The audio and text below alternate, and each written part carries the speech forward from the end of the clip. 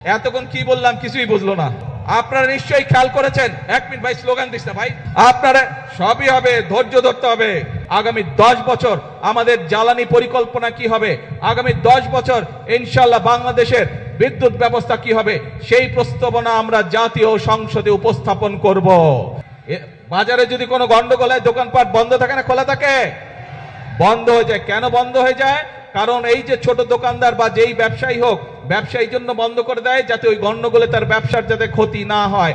ঠিক একইভাবে দেশীয় বা বিদেশি বিনিয়োগকারী যারা আছে, তারা যখন বিনিয়োগ করবে তারা তো চাইবে যে যাতে তার মিল কারখানার উৎপাদিত পণ্য ঠিকভাবে বন্দর দিয়ে যেতে পারে বা তার কাঁচামাল যাতে সঠিকভাবে আসতে পারে, রাস্তাঘাটে যাতে শান্তি থাকে, তাই না?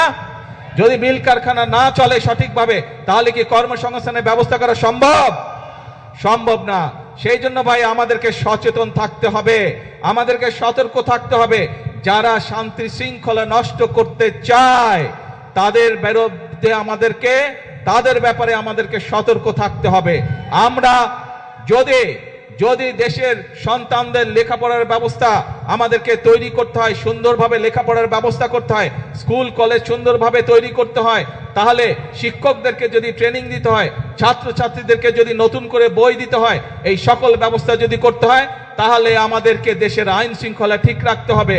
একইভাবে সতর্ক থাকতে হবে আমাদেরকে, যারা বিভ্রান্ত তৈরি করতে চায় তারা যাতে কোনো সুযোগ না পায়। কারণ বিভ্রান্তকারীরা যদি বিভ্রান্ত করার সুযোগ পায়, ক্ষতিগ্রস্ত হবে জনগণ। বিভ্রান্তকারী যারা, তারা তো নিজেদের মতন করে চলে যাবে, তারা তো জনগণের সাথে থাকবে না। সেই জন্য প্রিয় ভাই বোনেরা, আজকে আমাদেরকে সিদ্ধান্ত নিতে হবে, আজকে বাংলাদেশের মানুষকে সিদ্ধান্ত নিতে হবে যে আমরা কি আমাদের দেশকে এগিয়ে নিয়ে যাব, নাকি আমরা ঝগড়া ফ্যাসাদে লিপ্ত থাকব, নাকি আমরা বিভ্রান্তকারীদের সাথে থাকব। এই ব্যাপারে আমাদেরকে সিদ্ধান্ত নিতে হবে। আমরা জানি বিগত স্বৈরাচার আমলে এই দেশের জ্বালানি বা বিদ্যুৎ খাতকে কয়েকটি গুটি সংখ্যক ব্যক্তির হাতে তুলে দেওয়া হয়েছিল। তাদের স্বার্থ হাসিলের জন্য বিভিন্ন পরিকল্পনা গ্রহণ করা হয়েছিল, যা এই দেশের মানুষের পক্ষে নয়। খুব স্বাভাবিকভাবেই সেই জ্বালানি ব্যবস্থা বা বিদ্যুৎ ব্যবস্থা যেটি অপরিকল্পিতভাবে যেই ব্যবস্থা গুটি কয়েক মানুষকে সুবিধা দিয়েছিল, সেটি যদি জনগণের স্বার্থে সেই পরিকল্পনা করতে হয়, স্বাভাবিকভাবে কিছু সময়ের প্রয়োজন। আমরা এরই ভিতরে তার কাজে হাত দিয়েছি। ইনশাআল্লাহ সমগ্র বাংলাদেশের মানুষের সামনে আগামী 10 বছর আমাদের জ্বালানি পরিকল্পনা কি হবে, আগামী 10 বছর ইনশাআল্লাহ বাংলাদেশের বিদ্যুৎ ব্যবস্থা কি হবে, সেই প্রস্তাবনা আমরা জাতীয় সংসদে উপস্থাপন করব। জাতীয় সংসদে উপস্থাপন করার মাধ্যমে আমরা পরিকল্পনা দিয়ে সেই কাজ আমরা শুরু করব, যাতে করে স্কুল কলেজ হোক, হাসপাতাল হোক, মিল কারখানা হোক, বাসা বাড়ি হোক, মানুষ ঠিকভাবে বিদ্যুৎ পেতে পারে। গাড়ি ঘোড়া সবকিছুতে, মোটরসাইকেল সবকিছুতে যাতে গ্যাস মানুষ ঠিকভাবে পেতে পারে, সেই পরিকল্পনা আমরা গ্রহণ করব। আমরা খেয়াল করেছি বিগত কিছুদিন ধরে কিছু মানুষ, কোটি সংখ্যক কিছু মানুষ এই ব্যাপারে বিভ্রান্ত ছড়ানোর চেষ্টা করছে। আপনাদেরকে পরিষ্কারভাবে উদ্দেশ্য করে বলতে চাই, বিএনপি সরকার সংসদে পরিকল্পনা উপস্থাপন করবে। আপনাদের যদি পরিকল্পনা থাকে, আসুন জনগণের সামনে উপস্থাপন করুন। কিন্তু বিভ্রান্তিকর কথা বলে দেশে বিশৃঙ্খলা তৈরি করবেন না, বিভ্রান্তিকর কথা বলে জনগণের শান্তি নষ্ট করবেন না, জনগণের শান্তি নষ্ট করবেন না। কারণ 50 বছরের উপরে এই দেশের স্বাধীনতা হয়ে গিয়েছে। এখন জনগণের জন্য কাজ করার সময়, এখন দেশ গঠনের জন্য কাজ করার সময়। পৃথিবীর বহু দেশ আমাদের পরে স্বাধীন হয়েছে, কিন্তু তারা কাজ করার মাধ্যমে, পরিশ্রম করার মাধ্যমে তাদের দেশকে অনেক দূর এগিয়ে নিয়ে গিয়েছে।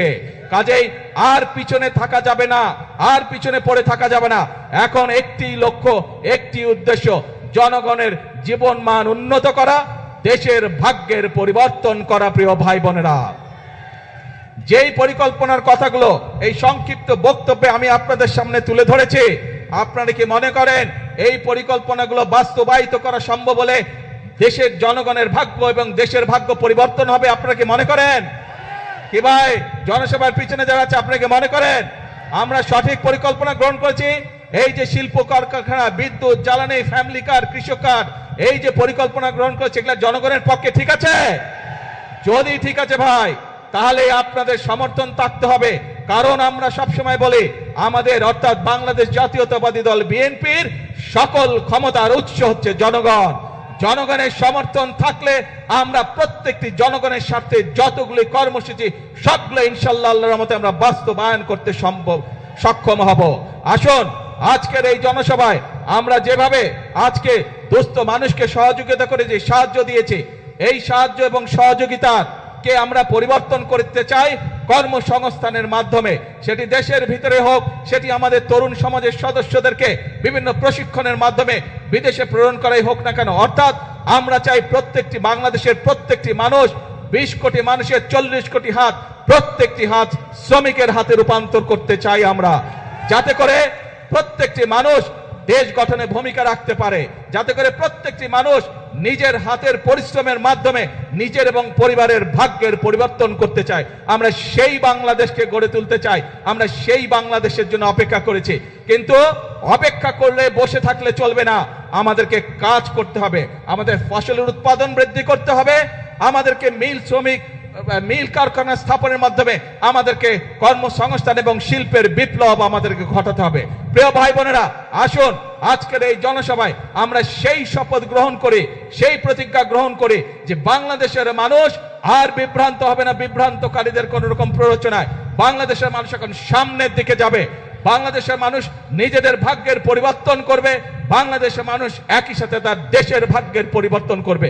এবং সেই জন্যই আমরা বলি করব কাজ করব দেশ, সবার আগে করব কাজ করব দেশ, ইয়েস, সবার জন্য বাংলাদেশ। আজকে তাহলে এই পর্যন্ত থাকলো। আপনারা নিশ্চয়ই খেয়াল করেছেন, 1 মিনিট ভাই, স্লোগান দিস না ভাই, স্লোগান দিস না, কথা শুন ভাই, কথা বলতে দে, শান্ত হয়ে বস। আপনারা সবই হবে, ধৈর্য ধরতে হবে, ধৈর্য ধরতে হবে, সবই হবে। আপনাদের এই এলাকায় চট্টগ্রাম থেকে আমরা রাষ্ট্রের, ভাই সময় লাগবে তো বেরিবাদ নাকি, এতক্ষণ কি বললাম কিছুই বুঝলো না, বসো। আপনাদের চট্টগ্রাম থেকে আমরা 2 জন গুরুত্বপূর্ণ ব্যক্তিকে সরকারের গুরুত্বপূর্ণ 2টি মন্ত্রণালয়ের দায়িত্ব দিয়েছি। একটি হচ্ছে অর্থ মন্ত্রণালয়, আর একটি হচ্ছে স্বরাষ্ট্র মন্ত্রণালয়।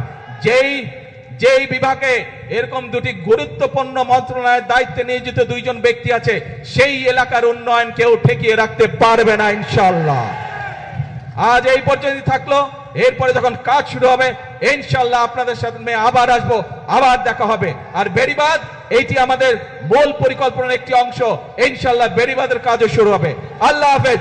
বাংলাদেশ জিন্দাবাদ, বাংলাদেশ জাতীয়তাবাদী দল জিন্দাবাদ। আসসালামু আলাইকুম।